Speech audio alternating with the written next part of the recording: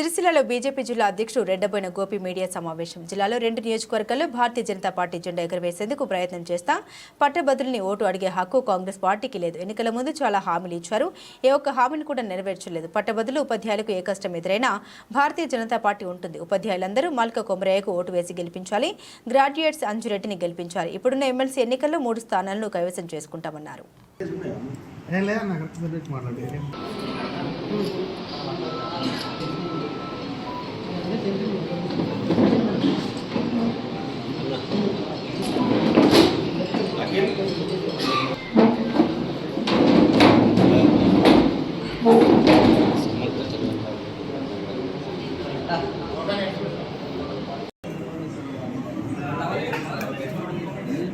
రాజు వచ్చిందా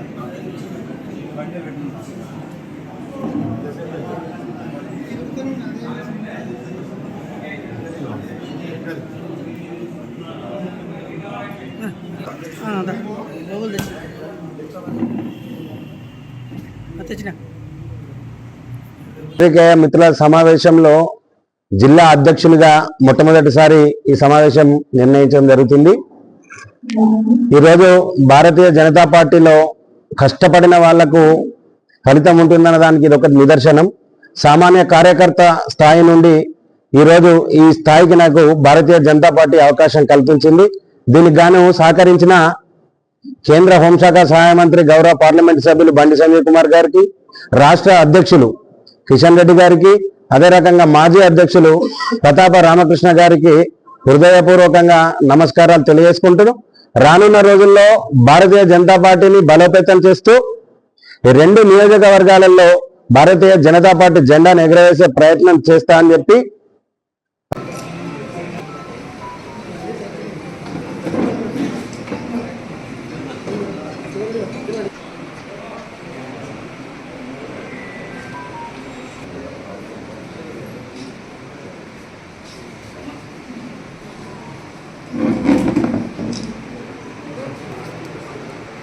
మిత్రులందరికీ నమస్కారం.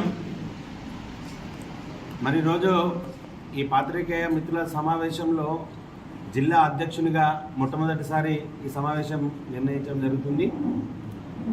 ఈరోజు భారతీయ జనతా పార్టీలో కష్టపడిన వాళ్లకు ఫలితం ఉంటుందన్న దానికి ఇది ఒకటి నిదర్శనం. సామాన్య కార్యకర్త స్థాయి నుండి ఈరోజు ఈ స్థాయికి నాకు భారతీయ జనతా పార్టీ అవకాశం కల్పించింది. దీనికి గాను సహకరించిన కేంద్ర హోంశాఖ సహాయ మంత్రి గౌరవ పార్లమెంట్ సభ్యులు బండి సంజయ్ కుమార్ గారికి, రాష్ట్ర అధ్యక్షులు కిషన్ రెడ్డి గారికి, అదే రకంగా మాజీ అధ్యక్షులు ప్రతాప రామకృష్ణ గారికి హృదయపూర్వకంగా నమస్కారాలు తెలియజేసుకుంటున్నాను. రానున్న రోజుల్లో భారతీయ జనతా పార్టీని బలోపేతం చేస్తూ 2 నియోజకవర్గాలలో భారతీయ జనతా పార్టీ జెండాను ఎగరవేసే ప్రయత్నం చేస్తా అని చెప్పి పత్రికా మిత్రుల ద్వారా తెలియజేస్తున్నాను. అదే రకంగా జరుగుతున్న ఎమ్మెల్సీ ఎలక్షన్లో దాదాపుగా భారతీయ జనతా పార్టీ అభ్యర్థుల విజయం ఖరారైనట్టు కనిపిస్తూ ఉంది. ఏదైతే హామీలను ఇచ్చి ఈరోజు గద్దెనెక్కిందో కాంగ్రెస్ ప్రభుత్వం, ఆ హామీలను నిర్వర్తించడంలో విఫలం చెందింది.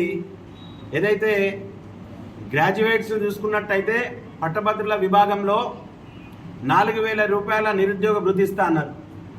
దాదాపుగా ఏడాది మీద ఎంత 6 నెలలైందన్న, ఏడాది మీద 5 నెలల సమయం గడిచింది. అయినా కానీ ఇంతవరకు దిక్కు లేదు. కనుక ఈ పట్టభద్రులను ఓటు అడిగే హక్కు కాంగ్రెస్ పార్టీకి లేదని చెప్పి వేదిక ద్వారా తెలియజేస్తున్నాం. ఈరోజు 7,500 కోట్ల నిరుద్యోగ భృతి పెండింగ్లో ఉంది. మరి చీమగుట్టినట్టుగా కూడా లేదు ఈ కాంగ్రెస్ ప్రభుత్వానికి. ఏదైతే గత ప్రభుత్వం ఎన్ని ఇబ్బందులు పెట్టాలనో, పట్టభద్రులను ఉద్యోగ నోటిఫికేషన్లు లేక వాళ్ళ గురించి ఆలోచించే పరిస్థితి లేక ఎన్ని ఇబ్బంది పెట్టిందో, ఇప్పుడున్న ప్రభుత్వం అంతకంటే ఎక్కువగా ఇబ్బంది పెడుతుంది. ఎలక్షన్లు రాగానే హామీల వర్షం కురిపిస్తూ ఉంది. మహిళలకు స్కూటీలు కొనిస్తా అన్నారు. ఏడాది మీద 5 నెలలైంది, దిక్కులేదు. పట్టభద్రులకు స్కూటీలు కొనిస్తా అన్నారు. 2 లక్షల ఉద్యోగాలు ఇస్తా అన్నారు ఏడాదికి. మరి ఎక్కడిచ్చిందో కాంగ్రెస్ ప్రభుత్వం చెప్పాలా ఇయ్యాల. ఈరోజు ఏదైతే ఉపాధ్యాయుల విభాగం తీసుకున్నట్టయితే 317 జీవో కోసం వ్యతిరేకంగా ఏదైతే టీచర్ల యొక్క జీవితాలు ఇబ్బందికర పరిస్థితులలో అయ్యే ఈ జీవో 317 ఏదైతే ఉందో దానికోసం గౌరవ పార్లమెంటు సభ్యులు బండి సంజయ్ కుమార్ గారు పోరాటం చేశారు. మరి గత ప్రభుత్వం వారిని దీనికి పోరాటం చేసినందుకు గాను నిర్బంధించి జైలుకు పంపించింది. అదే రకంగా ఎవరైతే పట్టభద్రుల విభాగంలో గ్రూప్ 2 యొక్క పేపర్ లీకేజీ విషయంలో కూడా మరి పట్టభద్రుల జీవితానికి సంబంధించిన సమస్య, దాన్ని ఉట్టిగానే పోనీయద్దని చెప్పి గౌరవ పార్లమెంటు సభ్యులు పోరాటం చేస్తే తీసుకుపోయి జైల్లో వేసింది. మొన్నటికి మొన్న ఈ ప్రభుత్వం హైదరాబాద్లో పట్టభద్రుల విభాగంలో తప్పు నిర్ణయాలు తీసుకుంటే కేంద్ర హోంశాఖ మంత్రిగా ఉన్న సంజయ్ కుమార్ గారు ధర్నా నిర్వహించారు.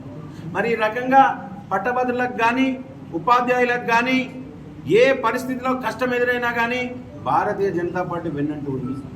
మరి అదే రకంగా వీటన్నింటిని ఆలోచన చేసి పట్టభద్రుల విభాగం నుండి మన అంజిరెడ్డి గారిని భారతీయ జనతా పార్టీ నిర్ణయించిన అభ్యర్థికి ఓటేసి గెలిపించవలసిందిగా మీ ద్వారా పట్టభద్రులను కోరుతున్నాం.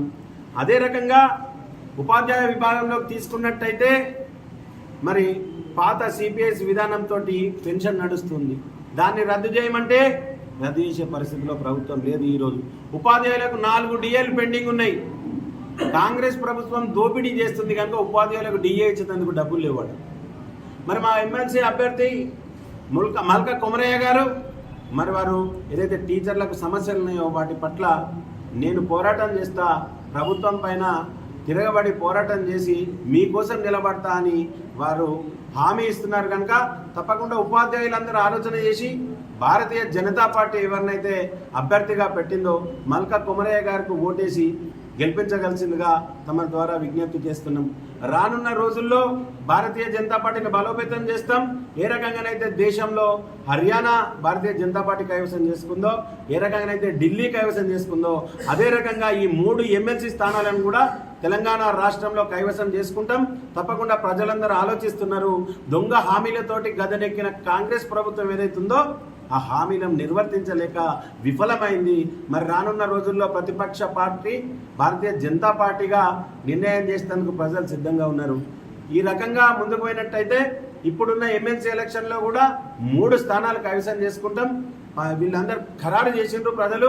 కనుక తప్పకుండా మీ ద్వారా విన్నవించడం ఏంటి అంటే మా ఎమ్మెల్సీ అభ్యర్థులైన అంజిరెడ్డి గారిని, మల్కా కొమరయ్య గారిని గ్రాడ్యుయేట్స్ కానీ, విద్యార్థులు కానీ, ఉపాధ్యాయులు కానీ, అడ్వకేట్లు కానీ, ఉద్యోగస్తులు కానీ అందరూ ఓటేసి గెలిపించగలరని తమ ద్వారా మనవి చేస్తున్నాం. భారత్ మాతాకి జై.